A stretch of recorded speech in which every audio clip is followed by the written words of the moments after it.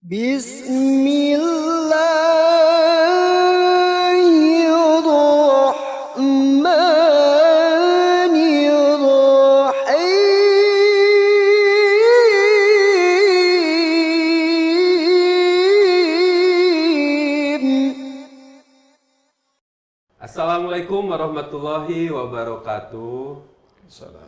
Selamat malam Bapak Ibu yang ada di rumah ataupun di mana saja. Alhamdulillahillazi arsala rasulahu bil huda wa dinil haq liyudhhirahu ala dini kullihi wa kafa billahi shahida. Asyhadu an la ilaha illallah wa asyhadu anna Muhammadar Rasulullah. Alhamdulillah pada hari ini meskipun di luar hujan, kita bisa tetap bersua lewat udara, lewat online. Dan hari ini memang di sekolah juga kebanjiran nih. Ada beberapa guru dan siswa yang masih ada di sekolah, belum bisa pulang, terjebak. Tadi juga kita mau turnamen pickleball ya Pak Masrul, jadi nggak jadi karena hujan. Dari semenjak asar, hujannya deras selama. Jadi menurut Pak Masrul pickleball gimana Pak? Mohon maaf, jadi keluar tema. Alhamdulillah hari ini kita akan membahas tema tentang tips hidup sukses menurut Al-Quran surat Al-Insyirah yang akan dibahas oleh Bapak Haji Masrul.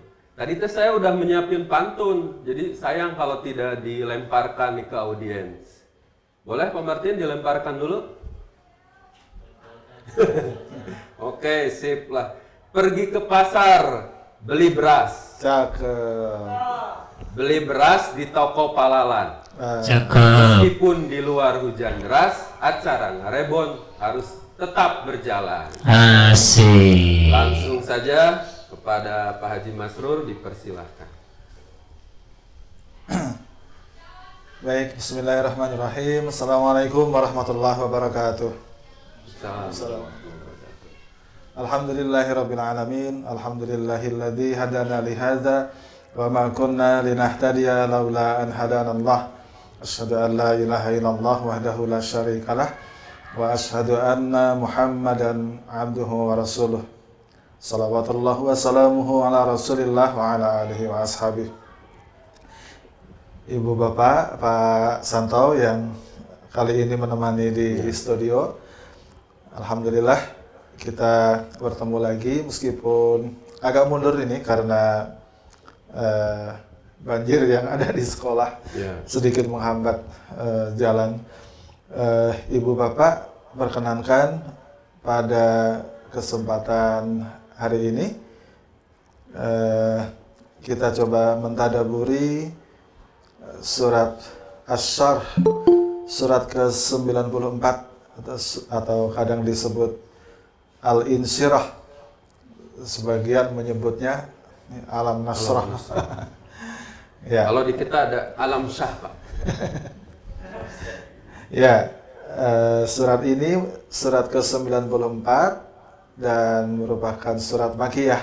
Artinya turun sebelum Rasulullah SAW hijrah ke Madinah. Nah, sekalian saya ingin memperkenalkan sebuah aplikasi Bapak Ibu. Ini aplikasinya cukup bagus. Ini ada daftar surat. Kemudian kalau kita masuk ke surat tertentu, ini contohnya Asy-Syarh. Nama aplikasinya apa? Nama aplikasinya Tafsir Ibnu Katsir. Tafsir Ibnu Katsir. Nah, ini yang menarik Bapak Ibu. Ini Android ya, Android base, jadi bisa di HP. Menariknya kalau satu ayat kita klik, maka akan berubah atau akan memunculkan tafsir atau terjemah perkata. Begitu kalau diklik ayatnya. Kemudian kalau diklik terjemahnya, itu baru nanti dia akan masuk ke tafsir dari ayat itu. Nah, gitu. Jadi ini sebuah sarana yang luar biasa, Ibu Bapak.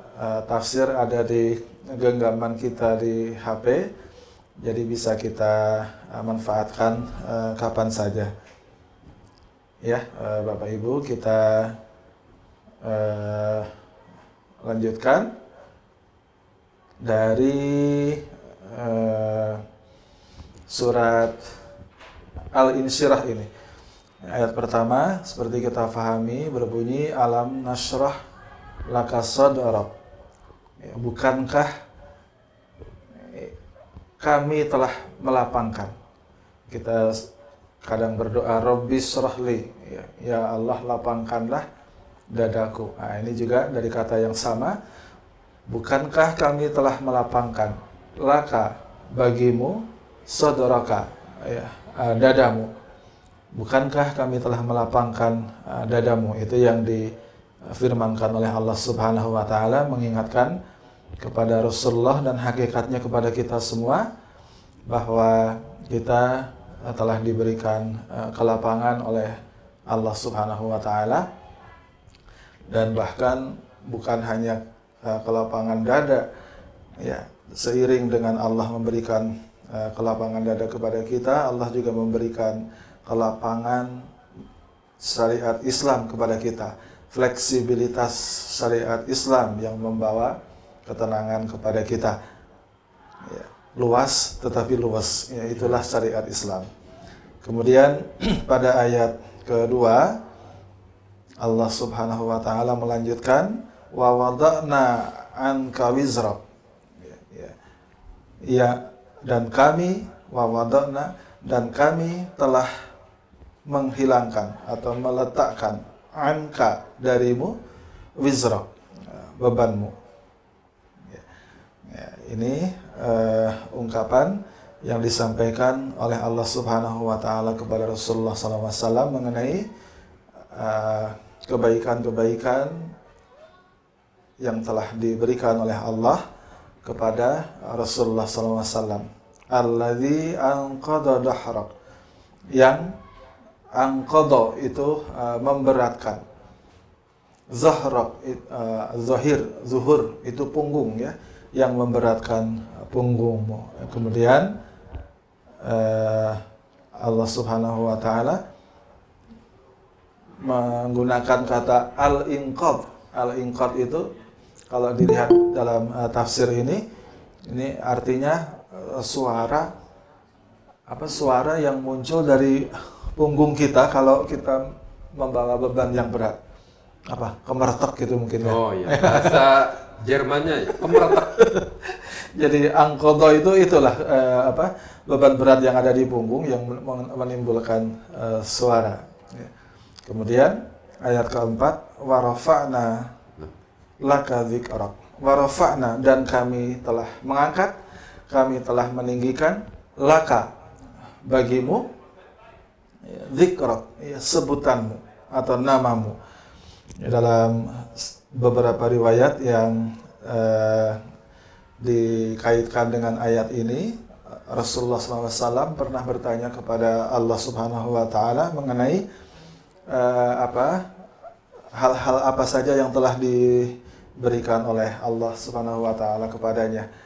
Jadi Rasulullah SAW membandingkan dengan Nabi Sulaiman yang bisa mengendarai angin, bisa berbicara dengan hewan, menaklukkan jin, gitu ya. Istrinya banyak, Pak. Nabi Daud Nabi Daud bisa bertasbih bersama burung-burung dan seterusnya. Nabi Isa bahkan bisa menghidupkan orang mati, gitu. Apa yang telah engkau berikan kepadaku, ya Allah. Maka Allah kemudian mengatakan, bukankah kami telah meninggikan, ya, bagimu sebutanmu.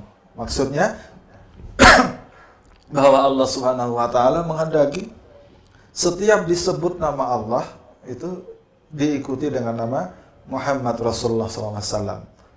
Dalam azan disebutkan beriringan.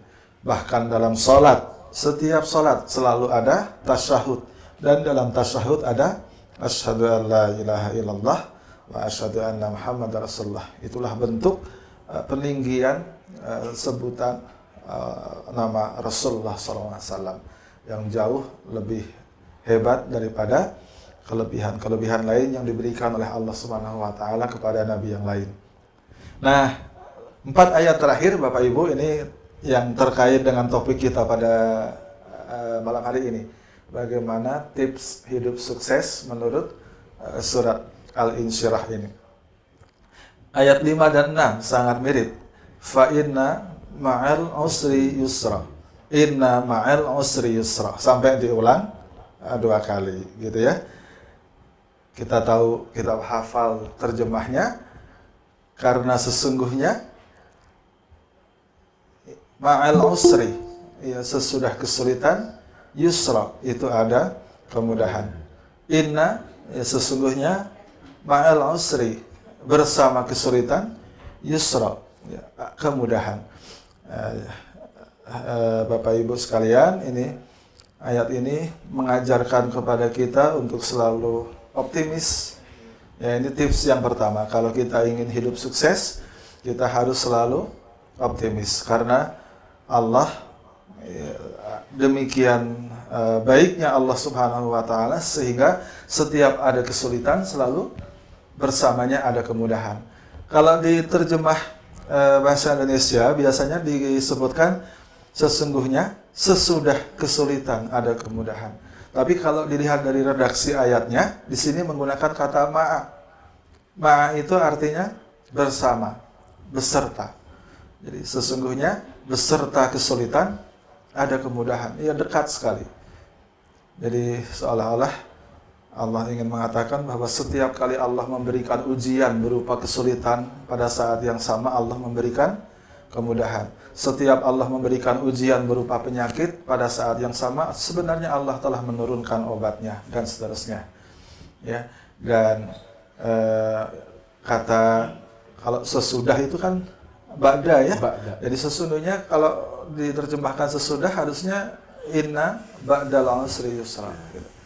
Ya, dalam sebuah riwayat di tafsir Ibnu Katsir ini Rasulullah mengatakan seandainya ada ketika itu Rasulullah sedang bersama dengan para sahabat dan di hadapannya ada sebuah batu besar yang berwarna hitam. Kemudian Rasulullah mengatakan seandainya kesulitan datang kemudian masuk ke dalam batu ini, maka niscaya kemudahan akan ikut masuk ke dalam batu ini kemudian mengeluarkan kesulitan itu.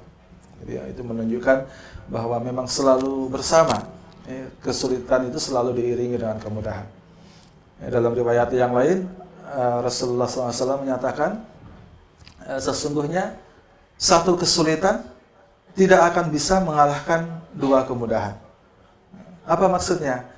Ya, dalam ayat ini Allah menggunakan kata al-usr, ya, sebuah kesulitan. Jadi kalau dalam bahasa Arab kalau menggunakan al itu ya isim ma'rifat ya.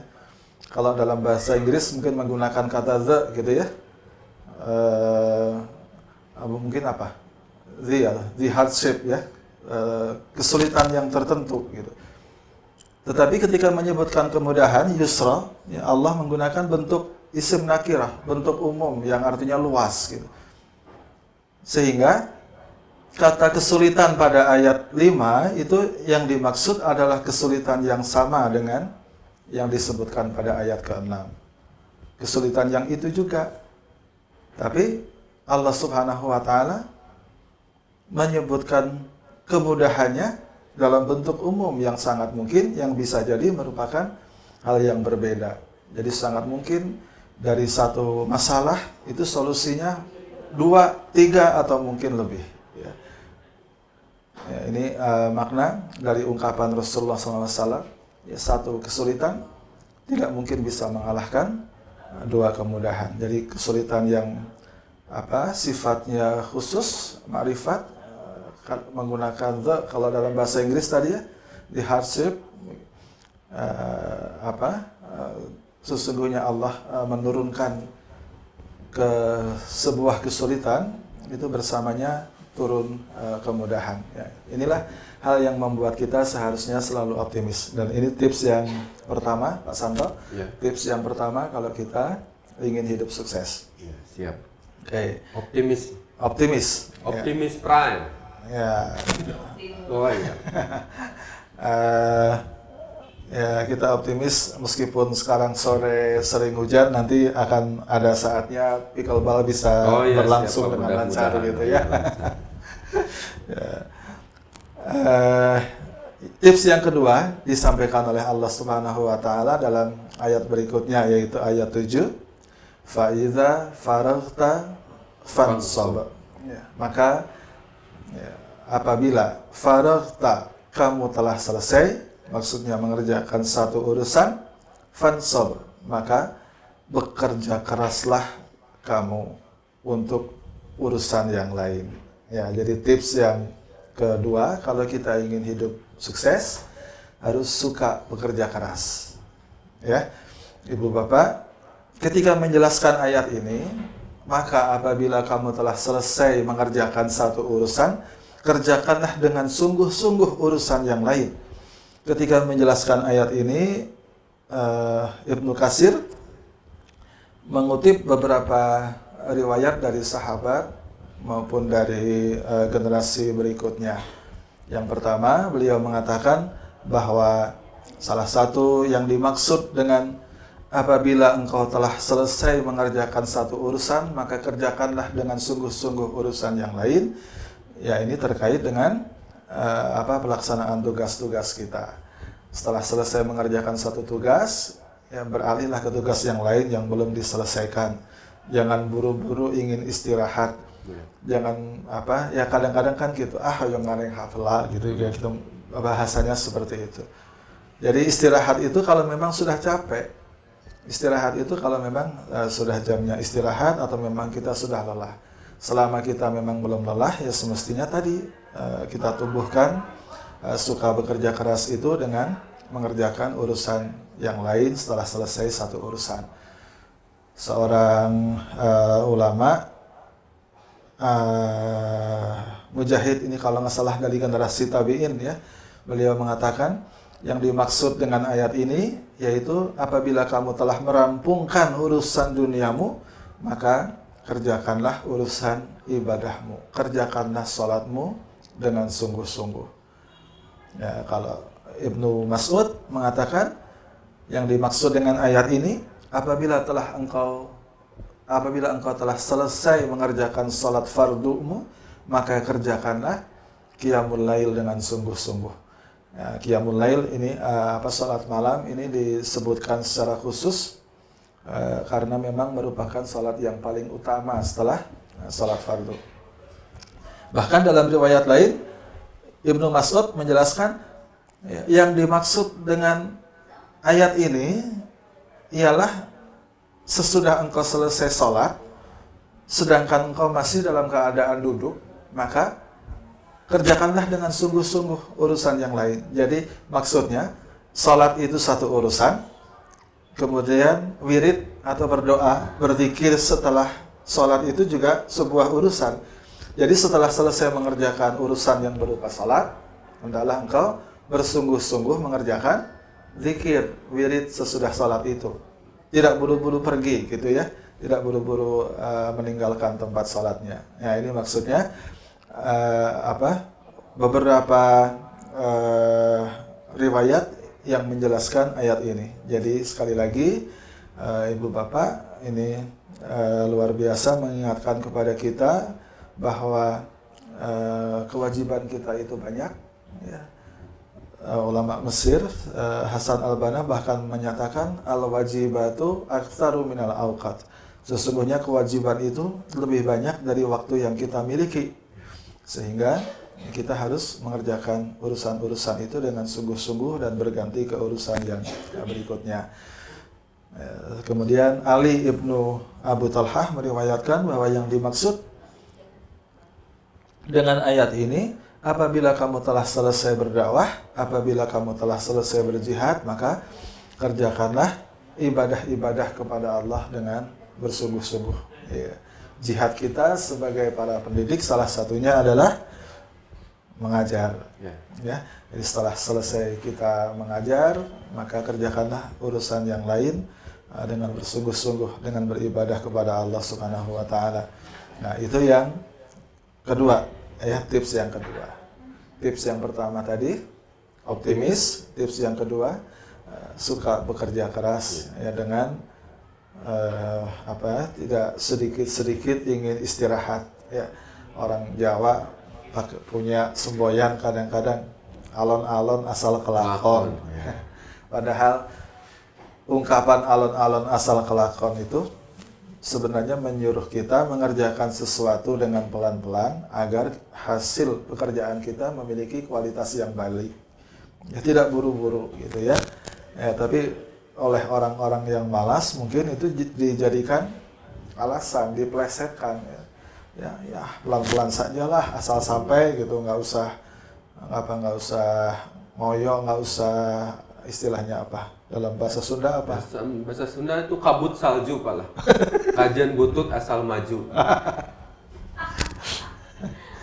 Ya. Boleh yang ketiga Pak? Tips yang ketiga itu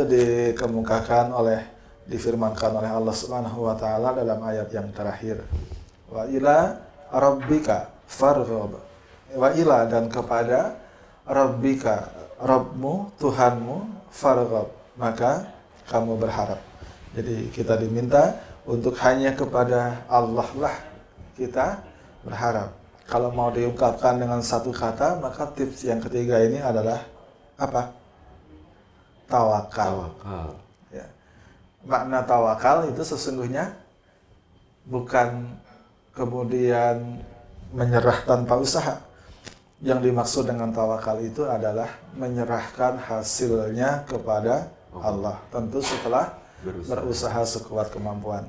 Jadi ada salah seorang sahabat yang ketika itu datang ke masjid dengan mengendarai unta, kemudian dia tinggalkan untanya dan beranjak mau masuk masjid. Oleh Umar bin Khattab ditanya, sudah kamu ikat untamu? Dia bilang, aku tawakal kepada Allah. Ya, oleh Umar diingatkan, ikat dulu untamu, baru tawakal kepada Allah. Ya, gunakan dulu kunci ganda, baru kemudian tawakal kepada Allah. Itu kalau zaman sekarang barangkali ya. Jadi tawakal itu bukan kemudian meminimkan usaha, tapi yang dimaksud setelah kita berusaha, hasilnya kita serahkan kepada Allah dengan keyakinan bahwa apa yang diberikan oleh Allah itu yang terbaik. Jadi tips yang ketiga ini, insya Allah mengantisipasi sikap frustrasi. Ya. Orang yang tidak tawakal itu berpikir, saya sudah mengeluarkan effort sedemikian banyak, hasilnya harus bagus. Saya sudah berusaha maksimal, masa sih hasilnya cuma seperti ini? Nah, itu orang yang tidak tawakal. Sehingga ketika hasilnya tidak sesuai harapan, dia akan kecewa. Tetapi orang yang tawakal, orang yang menyerahkan hasilnya kepada Allah, dia meyakini bahwa tentu nanti ada kebaikan-kebaikan yang lain yang akan diberikan oleh Allah Subhanahu wa taala dengan memberikan hasil yang bisa jadi belum sesuai harapan. Begitu ya Pak Santo. Mungkin untuk uraian pada kesempatan hari ini mungkin masih ada sekitar 5-10 menit, nanti bisa kita gunakan untuk tanya jawab atau yang lain. Mangga. Barangkali Bapak Ibu di rumah ada yang ingin ditanyakan seputar tentang tips hidup sukses menurut Al-Quran yang diambil dari surat Al-Insyirah. Mangga, barangkali silahkan ada pertanyaan. Kalau tidak ada pertanyaan, saya yang bertanya Pak. Ada istilah kan, tidak ada usaha yang mengkhianati hasil. Kebaliknya. Tidak ada hasil yang mengkhianati usaha. Nah, kaitannya dengan tadi tips yang ketiga ini gimana Pak? Tentang tawakal gitu. Karena ada quotes yang seperti itulah. Ya. Menurut Pak Santo gimana? Kalau menurut saya ya alhamdulillah, kalau yang ketiga tawakal ini anak 16 beberapa bulan ke belakang sudah tawakal. Jadi karena ada MBG mereka tawakal, tidak pernah bawa bekal gitu Pak. Karena bawa bekal gara-gara ada MBG gitu. Iya. Pak Masur kenapa nanya balik ke saya? Justru saya bertanya ini Pak tentang tawakal dengan quotes yang tadi tidak ada hasil yang mengkhianati usaha begitu. Iya. sudah kita pahami bersama lah ya, insya Allah bahwa ada yang namanya sunatullah. Ya. Ya, sunatullah ini terkait dengan sebab akibat. Ya. Artinya ya secara umum orang yang berusaha lebih keras akan meraih kesuksesan. Secara umum seperti itu. Artinya kalau kita ingin sukses ya harus berusaha keras.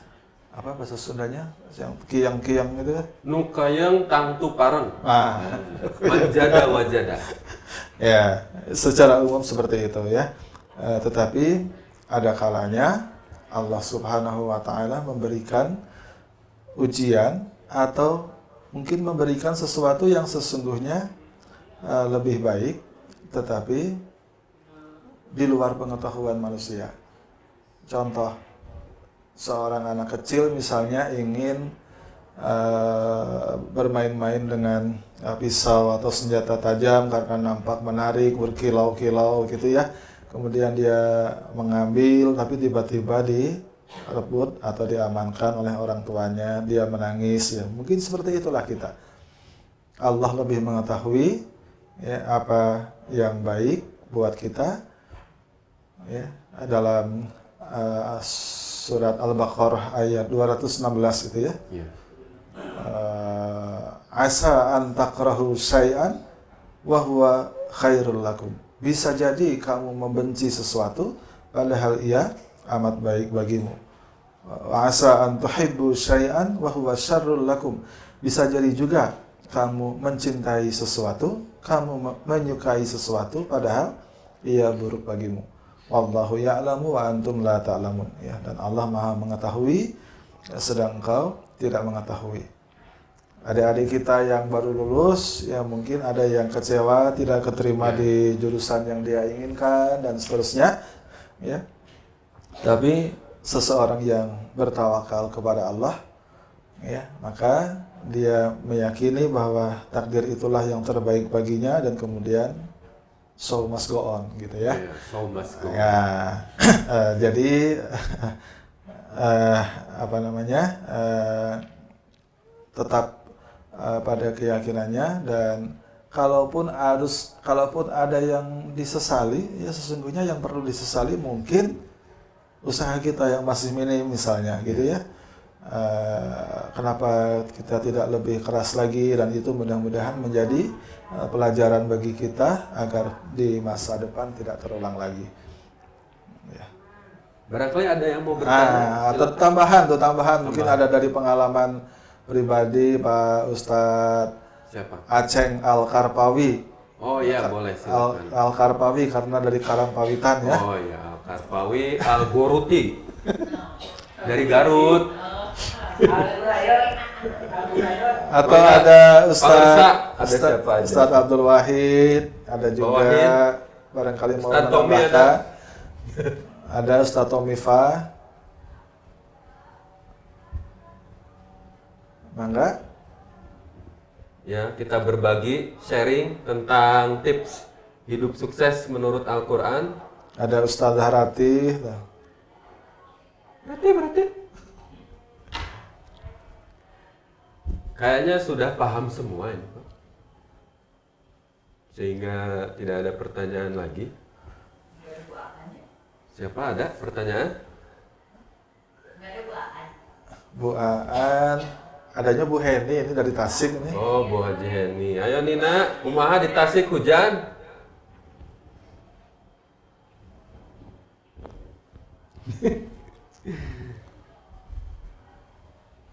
Om Iman, ada Om Iman? Redang di Tasik mah panas. Gimana Bu Haji? Harda. Haredang, Redang. Ya, nah. mohon di sekolah 16 kebanjiran. Oh nah, hanya di dia mah redang panas. Tasik aman, Tasik. Alhamdulillah aman. Alhamdulillah. Di Antos Sambil atau di menunggu, Gresik. barangkali saya bacakan kesimpulannya, Pak Haji ya. Ini untuk mengulang saja tentang tips hidup sukses menurut Al-Quran dari surat Al-Insyirah yang pertama tadi kita harus optimis. Seperti tahun 90-an ada Maeroh tuh yang dapat Kalpataru. Dia tiap hari naik ke bukit nyangkul, dengar cadas. Orang-orang berkata itu hal yang mustahil gitu ya. Tapi selama 2 tahun terus tiap hari begitu akhirnya tembus juga itu cadas. Air bisa mengalir kampungnya dan sekarang dimanfaatkan oleh penduduk yang di sekitarnya. Jadi di balik kesulitan itu ada kemudahan. Orang-orang nggak usah naik lagi ke bukit untuk nyari air. Kemudian yang kedua tentang bekerja keras, tapi bekerja kerasnya kontinuitas gitu ya. Setelah selesai lanjutkan pekerjaan yang lain, kontinuitas. Dan yang ketiga ini tawakal. Setelah berusaha maka kita serahkan segala sesuatu hasilnya kepada Allah. Begitu Pak Haji ya, kurang lebih. Ini sudah masuk waktu Isya mungkin. Sebentar lagi, boleh kita tutup saja kalau tidak ada yang didiskusikan lagi. Boleh. Mudah-mudahan Bapak Ibu bisa konsisten pada hari-hari Rabu mendatang, bisa lebih banyak lagi yang bergabung ya. Ini juga mohon saran-sarannya ini Bapak Ibu nanti bisa disampaikan ke Pak Haji atau ke yang lain, Pak Totong, untuk perbaikan agar kita bisa menjadi lebih bermanfaat. Ya. Atau ini saya langsung aja saran nih ke Pak Haji Masrur ya. Jadi kedepannya bisa aja nanti misalkan guru kimia Bu Ratih ngisi ngerebon menerangkan tentang Al-Quran yang berhubungan dengan kimia atau kimia yang ada menjelaskan yang ada di dalam Al-Quran gitu. Guru biologi jangan geografi Pak Hartono juga mungkin bisa menjelaskan beberapa ilmu geografinya yang berhubungan dengan Al-Quran gitu. Jadi bisa variatif dan bisa disampaikan nanti ke anak-anaknya gitu Pak tentang ilmu-ilmu umum. Sebenarnya ada juga kajiannya di Al-Quran. Itu usul saran dari saya Pak. Nah pas Alhamdulillah waktu Isya sudah datang. Kewajiban kita selanjutnya adalah melaksanakan sholat Isya. Jazakallahu khairan kepada Pak Haji Masrur yang telah memberikan tausiahnya. Dan mudah-mudahan bermanfaat bagi kita semua. Kita tutup dengan pantun. Cakepnya dong. Belum. Pagi hari si emak sudah merajuk. Cakep. Gara-gara anaknya berkelahi. Cakep. Hidup sukses dengan petunjuk Al-Quran dari Ilahi. Cakep. Mohon maaf jika ada kesalahan. Aqulu qouli hadza wa astaghfiruka li wa lakum. Terima kasih kepada Bapak Ibu dimanapun berada. Kita berjumpa lagi pada waktu dan kesempatan yang sama, di saluran yang sama, gelombang yang sama. Berasa penyiar radio ini? Iya, radio 90-an. Iya. Assalamualaikum warahmatullahi wabarakatuh. Waalaikumsalam.